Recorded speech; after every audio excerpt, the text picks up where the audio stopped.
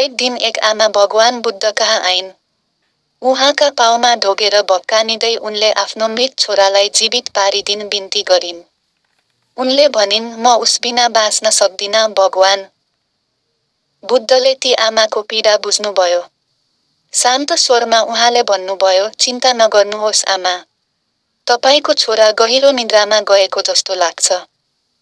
उहाँले थप्नुभयो, यदि एउटा विशेष वस्तु पाउन सकियो भने उसलाई बिउजाउन सकिन्छ। तपाईँ कुनै यस्तो घरबाट एक मुट्ठी तोरी लिएर आउनुहोस् जहाँ अहिलेसम्म कसैको पनि मृत्यु भएको छैन।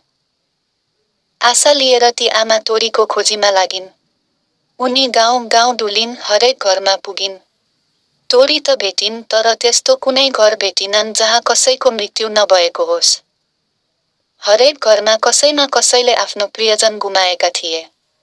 बुबा, आमा, छोरा, छोरी, मृत्युले सबैलाई छोएको रहेछ। दिन बित्दै गए तर उनको खोजी पूरा भएन। निराश भएर ती आमा बुद्ध कहाँ फर्किइन्। रित्तो हात र थकित मन लिएर उनले आफ्नो अनुभव सुनाइन्। उनले भनिन्, भगवान, मैले संसार डुले तर मृत्यु नभएको घर भेटिन। बुद्धले मुस्कुराउँदै भन्नुभयो, आमा, यही नै जीवनको सत्य हो।